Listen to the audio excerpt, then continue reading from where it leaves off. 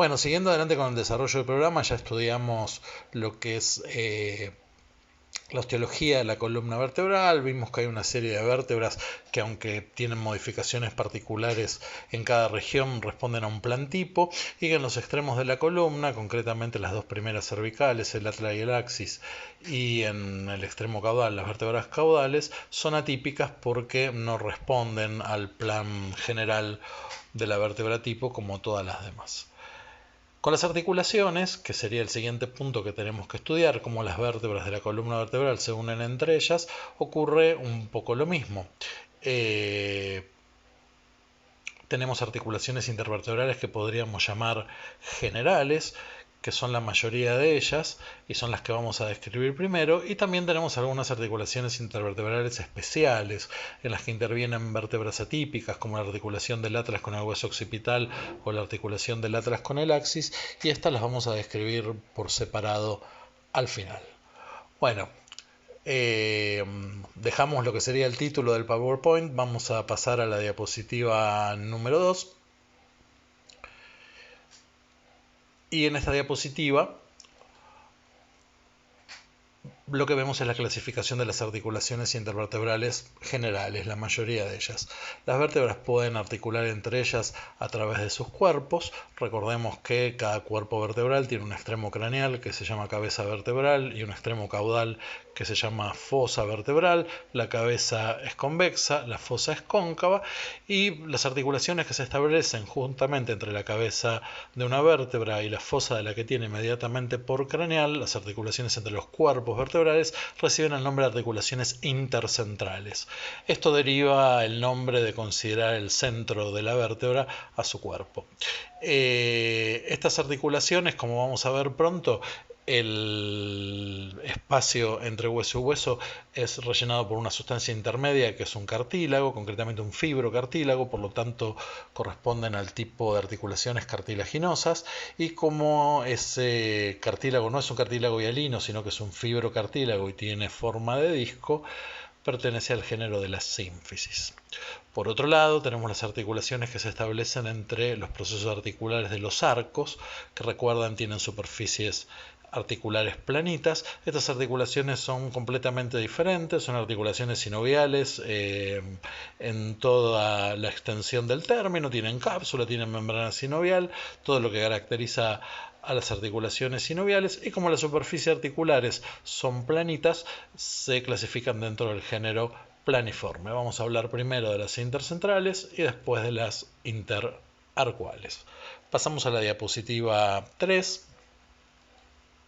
En esta diapositiva vemos entonces el medio de unión de las articulaciones. Estoy hablando primero de las articulaciones intercentrales, que es el llamado disco intervertebral. ¿Sí? Este disco de fibrocartílago recibe este nombre, disco intervertebral, y tiene una estructura bastante particular. Si observan con detenimiento en la foto, este disco tiene una parte externa que recibe el nombre de anillo fibroso, y fíjense que las fibras son o el color del cartílago, mejor dicho, es de color amarillento. Justamente esto es así porque no es un cartílago hialino, sino que tiene además distintos tipos de fibras. Esto lo van a estudiar después en histología, y también tiene una parte central más blanda que se llama núcleo pulposo.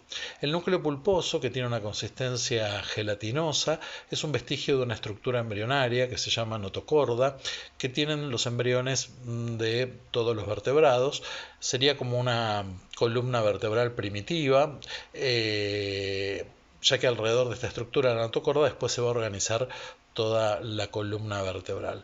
La notocorda en el estado adulto desaparece en los vertebrados, y el único vestigio que queda es esta estructura blanda que hay en el centro del disco intervertebral, que no exactamente en el centro, ahora vamos a ver, que es el núcleo pulposo. Si miran con atención, este núcleo pulposo no está exactamente en el medio del disco, sino que está ligeramente corrido hacia dorsal. Por eso los libros nos dicen que la ubicación del núcleo pulposo es excéntrica. En la foto que está abajo vemos un corte sagital entre dos vértebras, y vemos como todo el espacio entre la cabeza vertebral y la fosa vertebral que se corresponde con ella están ocupadas por este disco intervertebral. Pasamos a la diapositiva 4, que es nuevamente una vista, pero acá un poco más grande, del disco intervertebral. Acá se observan bien las fibras, ¿sí?, circulares que componen el anillo fibroso, y en el centro el núcleo pulposo con su consistencia blandita, gelatinosa. Para que los discos intervertebrales funcionen correctamente, o mejor dicho, cumplan correctamente con su función, es necesario que el núcleo pulposo sea blandito. Y ahora vamos a ver por qué en la diapositiva número 5, que es la siguiente.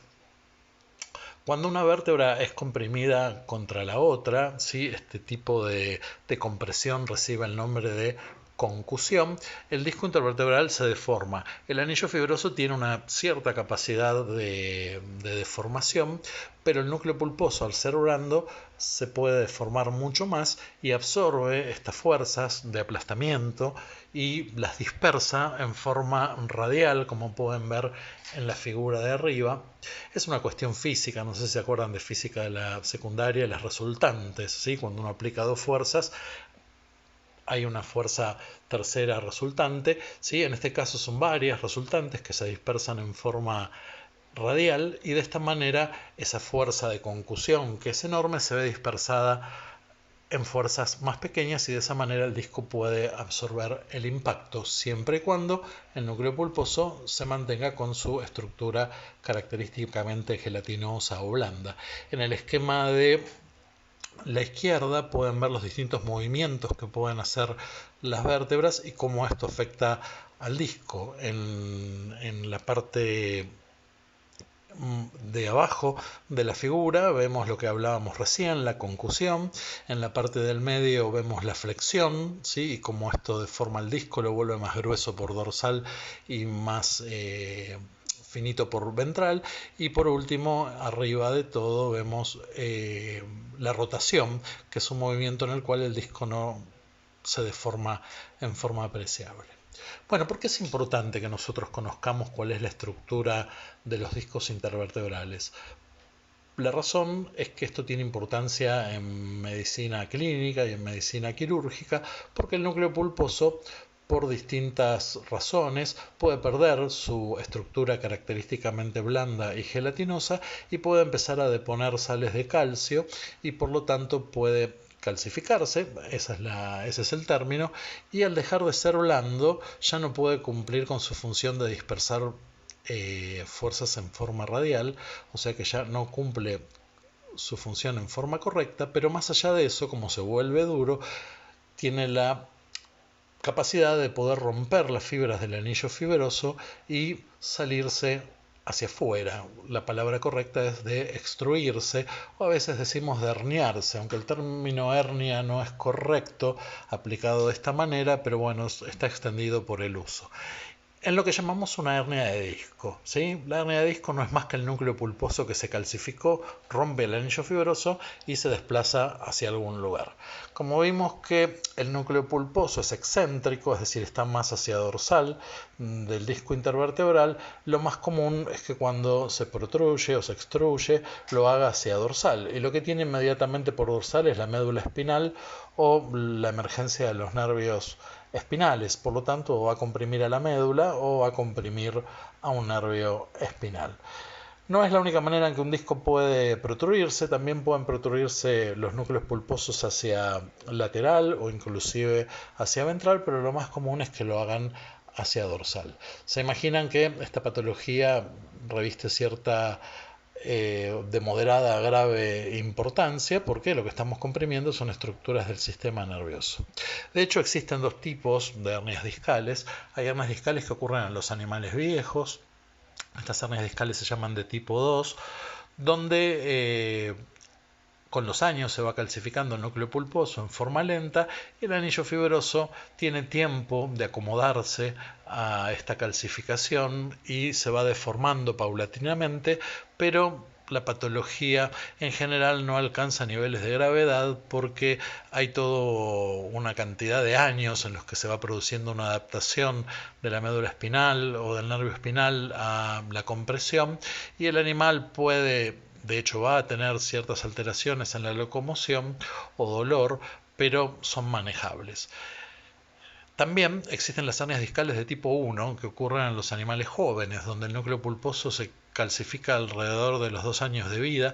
Esto ocurre en algunas razas que se llaman razas condrodistróficas, como por ejemplo los pequineses, los dachshund, los salchichas, los cocker, donde alrededor de los 2 años de edad, poquito más, poquito menos, un núcleo pulposo se calcifica rápidamente y rompe el anillo fibroso, generalmente lo hace hacia dorsal, en forma violenta, rápida, en cuestión de segundos.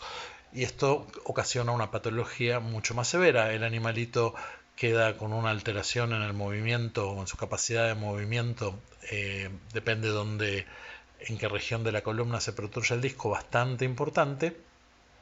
Pero además esto ocurre en forma rápida. Por ejemplo, cuando el perrito baja de un sillón al piso o sube del piso a un sillón o estaba corriendo en la calle, pega un gritito y queda generalmente con una parálisis importante en alguna región del cuerpo, generalmente en los miembros pelvianos. Bueno, todo esto que les acabo de contar no lo tienen que saber ahora, lo van a estudiar después más adelante en patología quirúrgica, pero simplemente se los menciono porque me parece interesante y además porque siempre estamos tratando de explicarles por qué es importante conocer las estructuras que les estamos enseñando. Sin duda nosotros hacemos una selección de los contenidos que les enseñamos porque tenemos un tiempo limitado para enseñárselos y ahora con lo que nos está pasando más todavía, pero siempre que elegimos un contenido específico es porque esto tiene importancia o médica o quirúrgica o en producción animal.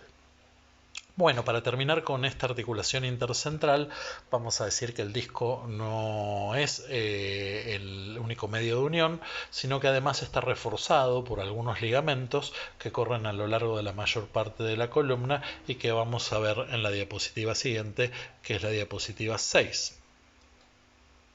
Bueno, acá tenemos un corte de la columna vertebral sagital, ¿sí? Donde vemos los cuerpos vertebrales, de color azul los discos intervertebrales, más dorsalmente estamos viendo los arcos de las vértebras y los procesos espinosos, y fíjense que por todo el piso del canal vertebral, señalado con el número 4, corre un ligamento que recibe el nombre de ligamento longitudinal dorsal y que refuerza cuando pasa sobre los discos dorsalmente a los mismos, y también un ligamento señalado con el número 5, el ligamento longitudinal ventral, que va corriendo por ventral uniendo lo que son las crestas ventrales de los cuerpos vertebrales. Estos ligamentos no están a lo largo de todo el canal vertebral, pero sí de su mayoría. En el caso del ligamento longitudinal dorsal va desde el axis hasta el sacro, siempre por el piso del canal vertebral, por dorsal de los cuerpos,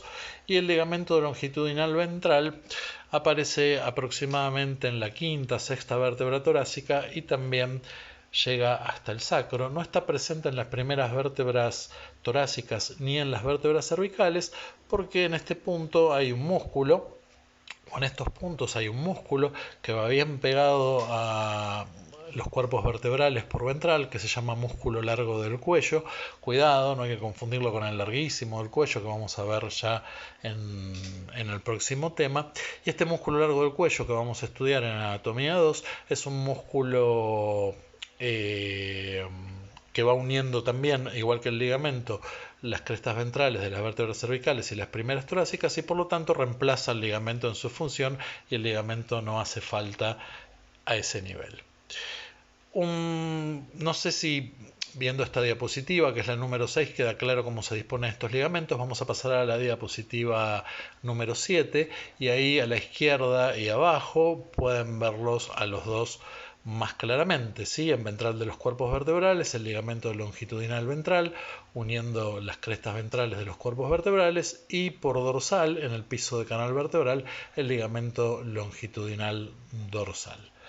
El libro nos aclara que el ligamento o les va a aclarar cuando lo lean que el ligamento longitudinal dorsal tiene forma de reloj de arena o de caña de bambú, y esto es cierto y ocurre porque el ligamento se hace más ancho cuando pasa sobre los discos y después se afina sobre la parte dorsal de los cuerpos vertebrales.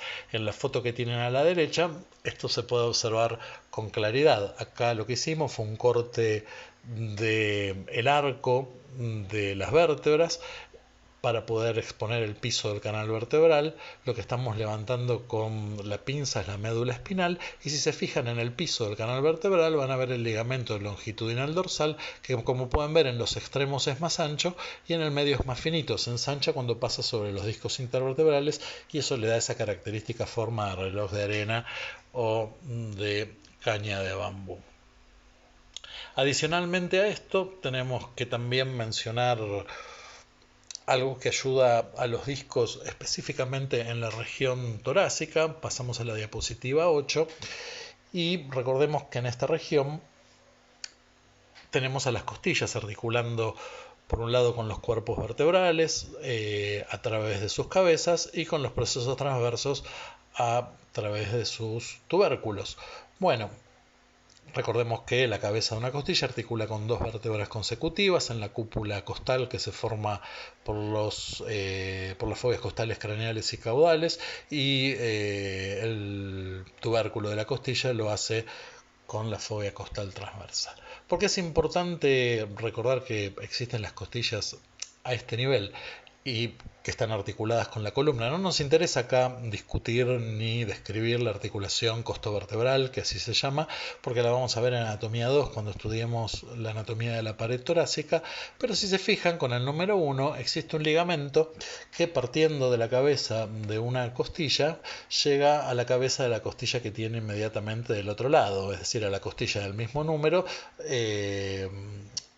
Si partimos de la izquierda, llega a la de la derecha, ¿sí? Y este ligamento pasa por ventral del ligamento longitudinal dorsal, que acá está señalado con la letra B. Con la letra C tenemos señalado el ligamento longitudinal ventral.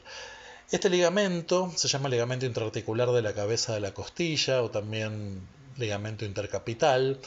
No estoy siendo muy correcto con el uso de la nomenclatura, pero podemos decirle ligamento intercapital, y al pasar por dorsal de los discos intervertebrales, en cierta forma los refuerza y hace que las protrusiones de disco a nivel torácico sean un poco menos frecuentes que en otras regiones, como la región cervical o la región lumbar, por este refuerzo particular que forma este ligamento intraarticular de la cabeza de la costilla.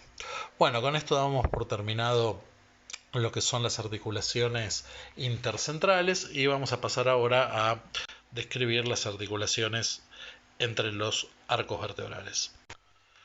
Bueno, para continuar voy a necesitar que volvamos a la diapositiva 6, que recordemos era un corte sagital de la columna que usamos para ver los ligamentos longitudinal, dorsal y ventral. Ahora vamos a hablar de las articulaciones interneurales, o también algunos autores las llaman interarcuales, ¿sí? Porque se establecen entre los arcos vertebrales, que también se llaman arcos neurales, concretamente entre los procesos articulares de los arcos. Estas, dijimos, son sinoviales y planiformes, y además de las cápsulas articulares, con su estrato fibroso y su estrato sinovial, uno por cada una de estas articulaciones, hay una serie de ligamentos que las refuerzan, algunos bastante extensos, y en esta figura podemos ver a la mayoría.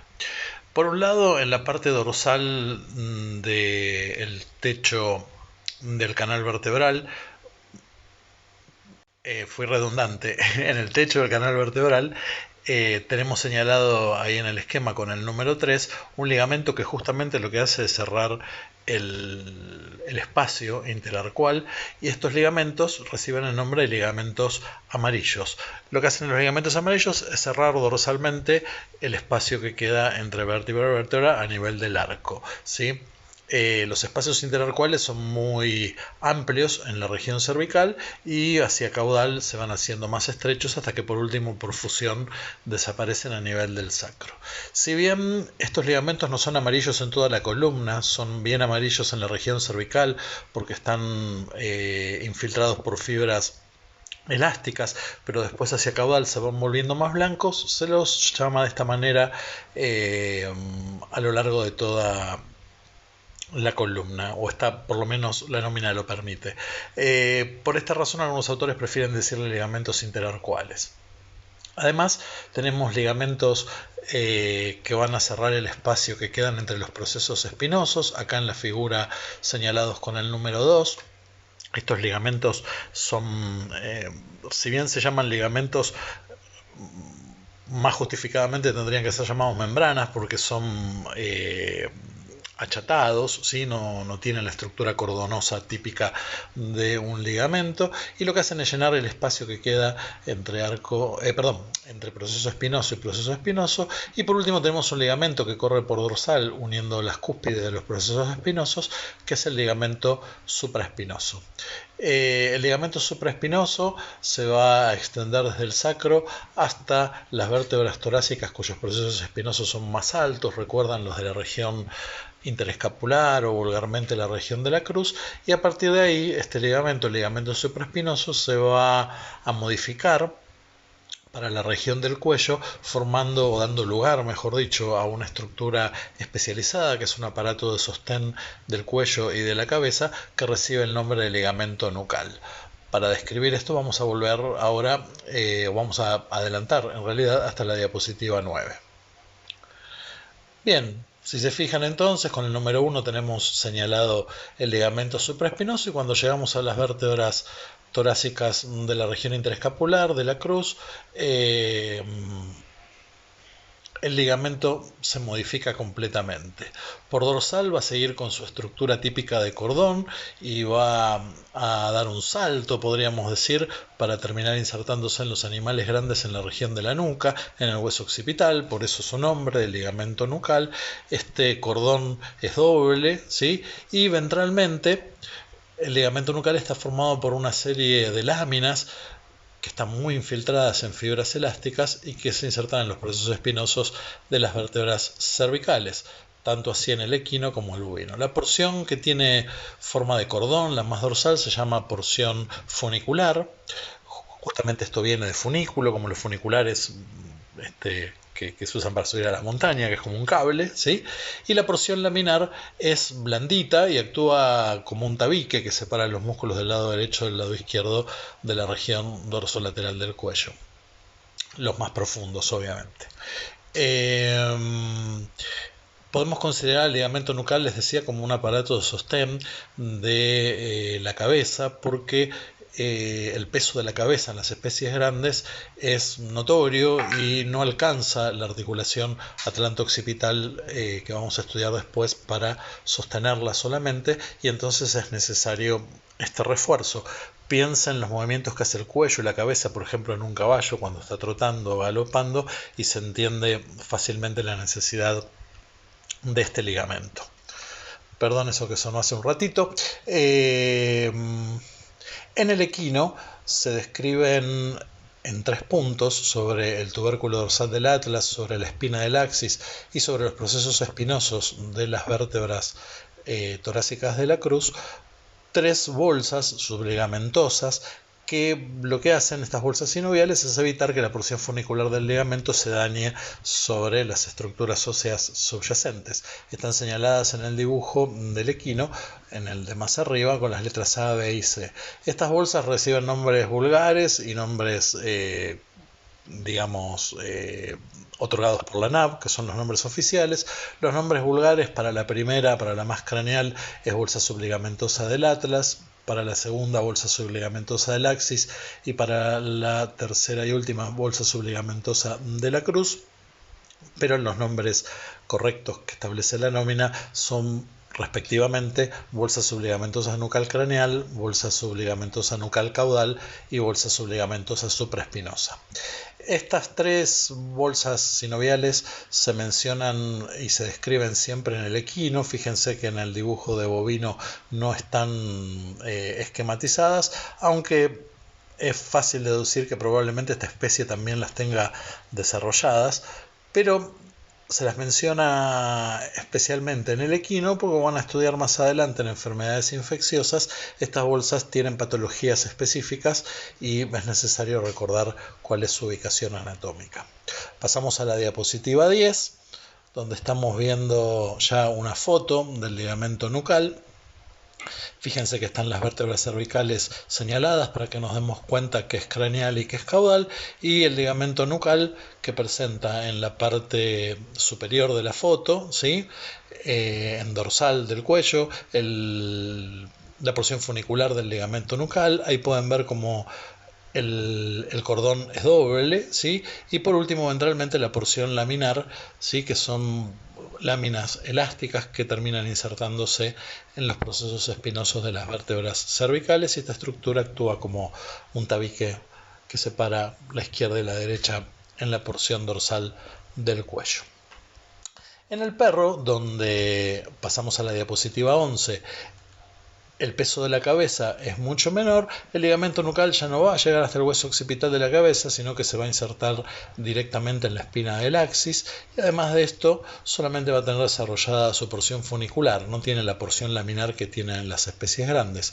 Esto es así, por un lado, porque la cabeza no es tan pesada en relación a las proporciones corporales, y por otro, porque el estilo de locomoción que tiene un digitígrado y el que tiene un ungulado son completamente distintos. Eso lo vamos a analizar cuando estudiemos los músculos de la columna vertebral.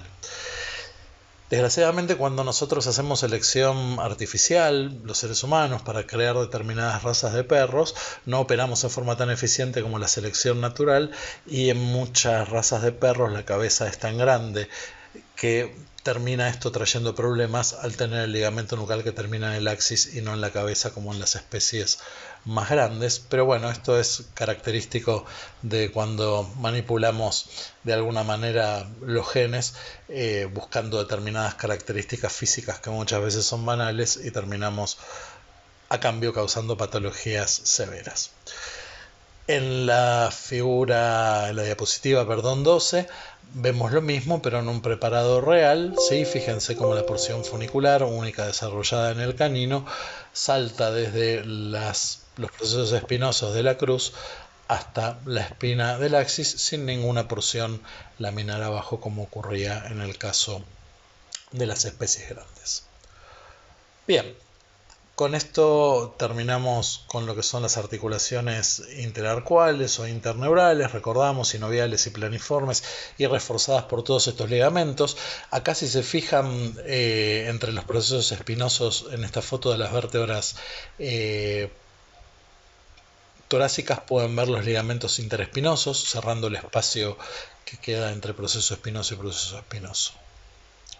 Bueno, pasamos a la diapositiva 13, y acá vamos a mencionar un caso especial. Si recuerdan de osteología, en los equinos se producen articulaciones entre los procesos transversos de las 2 o 3 últimas vértebras lumbares, y también entre el proceso transverso de la última vértebra lumbar y el sacro. Estas articulaciones se llaman articulaciones intertransversas lumbares. Las primeras, y articulación intertransversa lumbosacra, la segunda. Las cápsulas, estas son articulaciones sinoviales planiformes. Sus cápsulas están reforzadas por ligamentos que reciben el nombre de ligamentos intertransversos. Y además, con el 4 y el 5 estamos viendo las cápsulas, y el número 3 es el ligamento intertransverso, que es como una laminita que cierra el espacio que queda entre los procesos transversos de las últimas lumbares y entre la última lumbar y el ala del sacro. Y tenemos acá también un ligamento de refuerzo señalado con el número 2, que es el ligamento iliolumbar, que va desde el ilion, que es uno de los componentes del hueso coxal, que es el que establece la unión entre la columna vertebral y el miembro pelviano, y los procesos transversos de las últimas vértebras lumbares. También en el esquema estamos viendo con el número 1 la finalización del ligamento longitudinal ventral, que, si recuerdan, dijimos termina a nivel del sacro. Bien, pasamos a la diapositiva número 14, y ahora vamos a hablar, ya terminadas las articulaciones intervertebrales generales, podríamos decir, a un par de articulaciones especiales que se establecen o en las que intervienen vértebras atípicas. Una es la que se establece entre el atlas y el hueso occipital, la primera que vamos a estudiar, que es la articulación atlanto-occipital, y la otra en la que se establece entre el atlas y el axis. La articulación atlanto-occipital es una articulación sinovial y pertenece a un género que es el género de las articulaciones condilias, ¿sí? ¿Esto qué quiere decir? Si recuerdan, el atlas tenía cranealmente en el ala y en el arco ventral unas depresiones bastante profundas que son sus superficies articulares craneales, y esas superficies articulares craneales van a corresponderse con dos estructuras más o menos cilíndricas que tiene el hueso occipital, que se llaman cóndilos. Por eso pertenecen a este género, que es el género condilio. Para esta articulación se establecen dos cápsulas, una a la derecha y una a la izquierda, aunque en los animales viejos, en las especies grandes, no es raro que las cavidades articulares de las dos terminen fusionándose en una sola. Esta articulación va a tener una serie de ligamentos de refuerzo, algunos de los cuales no reciben el nombre de ligamento porque son achatados y cuadrangulares, mucho más finitos que un ligamento, que normalmente tiene una estructura similar a un cordón o a una cinta, y en ese caso se lo llaman membranas. Por ejemplo, entre el arco dorsal del atlas y el hueso occipital tenemos la membrana atlanto-occipital dorsal, la estamos viendo en el esquema en una vista dorsal y también en una vista lateral, de color amarillo.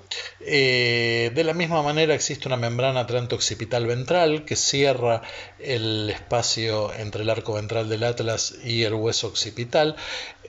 La inserción de estas dos membranas va a ser rodeando un orificio que recibe el nombre de agujero magno, a través del cual la médula espinal va a ingresar a la cavidad craneana y se va a continuar con otras estructuras que vamos a estudiar después.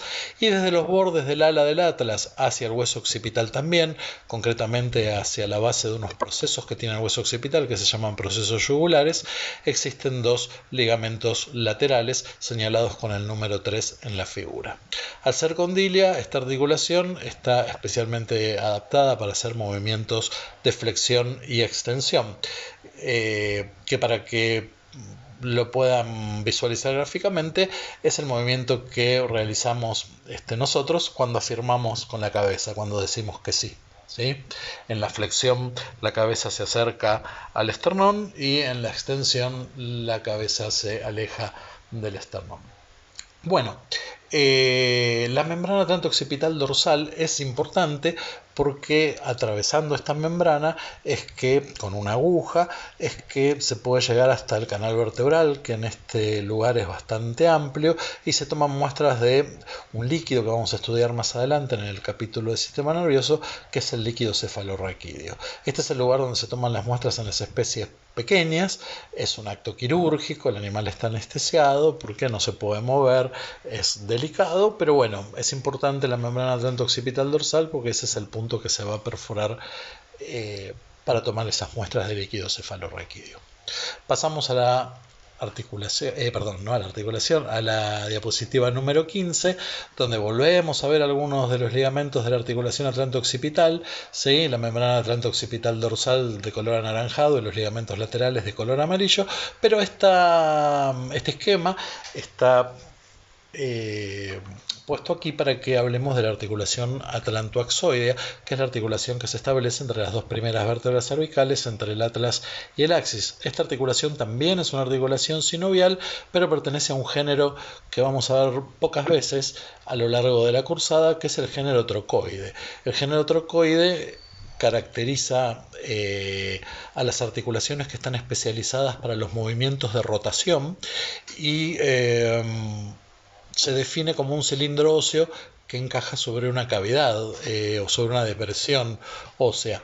Si lo piensan internamente, el diente del axis apoyado sobre la fóvea del diente o la fóvea odontoidea responde a esa característica de un cilindro que apoya sobre una pequeña depresión, y eso es lo que hace que pertenezca al género de las articulaciones trocoides. También intervienen en esta articulación las superficies articulares craneales del axis y caudales del atlas. Acá tenemos que separar lo que son los ligamentos y membranas que se ven externamente de los ligamentos que sostienen al diente en su sitio internamente en el piso del canal vertebral. A esos ligamentos, a los que son específicos del diente y que no podemos verlos si no hacemos un corte del arco del atlas para poder ver el piso del canal vertebral, del arco dorsal del atlas me refiero, a esos ligamentos se los llama ligamentos interóseos o ligamentos del diente. Bueno, los ligamentos que se observan externamente son, por un lado, uno que acá lo ven en el dibujo, se da la falsa impresión de ser pequeñito, pero es un ligamento que va desde el extremo más craneal de la espina del axis hasta el tubérculo dorsal del atlas, se llama ligamento atlantoaxoide dorsal. Y también una membrana, más ventralmente, que cierra o refuerza la cápsula en el punto en que está uniendo a las cápsulas, en el punto en que está uniendo las superficies articulares caudales del atlas con las craneales del axis. Acá está de un colorcito salmón, digamos, y lo mismo que la membrana atlanto-occipital dorsal que vimos antes, se llama así porque es chatita, ¿sí? Y por último, ventralmente, si mirábamos una articulación ventralmente, desde la cresta ventral del axis hasta el tubérculo ventral del atlas, tenemos un ligamento adicional que es el ligamento atlanto-occipital ventral. Recordemos que esta articulación está adaptada para hacer movimientos de rotación, que es como cuando nosotros negamos con la cabeza o decimos que no, ¿sí? Nos faltaría describir, y ahí vamos a la diapositiva 16, los ligamentos interóseos, los ligamentos del diente.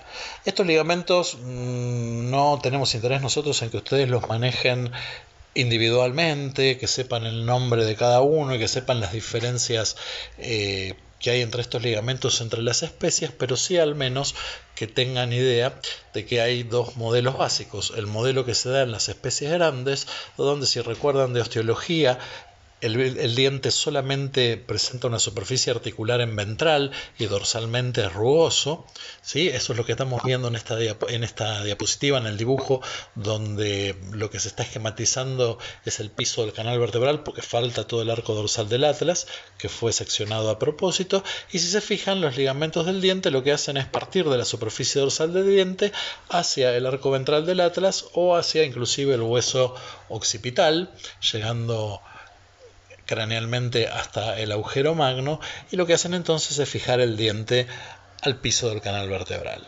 ¿Por qué son importantes estos ligamentos? Imagínense que el diente es una estructura que, si no estuviera fijada en su sitio, tendería a bascular, es decir, a moverse hacia dorsal, y en dorsal tiene nada menos que la médula espinal en sus inicios. Lesionar la médula espinal a este nivel puede ser catastrófico para el animal porque puede producir una parálisis desde ese punto hacia caudal. De hecho, cuando en algunos países todavía se hace, iba a decir cuando se ahorcaba a las personas, pero desgraciadamente todavía en algunos países se hace, justamente lo que hace la soga que ahorca a la persona es romper estos ligamentos y hacer que el diente del axis, al quedar suelto, se clave sobre la médula espinal. Bueno, hay una diferencia importantísima entre lo que son las especies grandes que acabamos de ver y, si vamos a la diapositiva 17, las especies pequeñas, concretamente el perro, donde, si ustedes recuerdan, el diente era articular en toda su circunferencia y solamente tenía rugosa su puntita, su extremo más craneal. Por lo tanto, en el perro, los ligamentos que sostienen al diente básicamente van a salir del extremo más craneal del diente y se van a fijar en el hueso occipital sobre todo, pero además, como el diente es articular en toda su circunferencia, en esta especie existe, también lo tenemos los seres humanos, un ligamento adicional que parte del piso del canal vertebral en el arco ventral del atlas, de izquierda a derecha, señalado acá en el dibujo con el número 3, que lo que hace es completar la superficie articular para el diente. Ventralmente ya tenemos la fóvea odontoidea y este ligamento, que es muy importante, dorsalmente es el principal refuerzo que tiene el diente para mantenerse en su sitio. Este sí vamos a hablar de su nombre, se lo llama ligamento transverso del atlas, y es importante porque en algunas razas de perros, nuevamente por la manipulación genética que hacemos los humanos cuando hacemos selección artificial de razas, este ligamento puede estar congénitamente debilitado y ocasionar que el diente bascule y esto trae problemas con la médula espinal. Afortunadamente esto tiene una solución quirúrgica y lo van a estudiar más adelante en patología quirúrgica. Solamente para mostrarles que, a pesar de que les mostramos dibujos porque didácticamente son mucho más claros, pero esto condice absolutamente con la realidad, vamos a ir a la diapositiva 18, donde lo que están viendo es un canal vertebral abierto y parte de la cavidad craneana también en un perro, ¿sí? Si se toman un momento para reconocerlo, van a reconocer las alas del atlas, y fíjense que en el piso del canal vertebral tenemos los ligamentos que se originan en la puntita, en el extremo más craneal del diente, con los números 2 y 3, y con el número 1, el ligamento transverso del atlas que les mencionaba recién. Simplemente esto para que vean que esto condice absolutamente con la realidad, porque si no parece que uno siempre está hablando de dibujitos, ¿sí? Bien, con esto entonces damos por terminado la exposición sobre este tema de las articulaciones intervertebrales.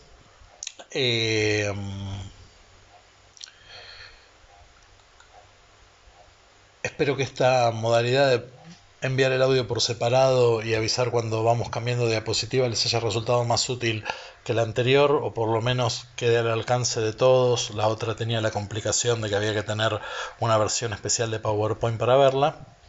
Acá nos despedimos con el primo deshuesado de la vaca y el pollito, que pobre no tenía columna vertebral, y nos estamos escuchando en la próxima presentación, que va a corresponder a los músculos que están asociados con los movimientos de extensión de la columna vertebral, que son los músculos epiaxiales. Muchas gracias por su tiempo.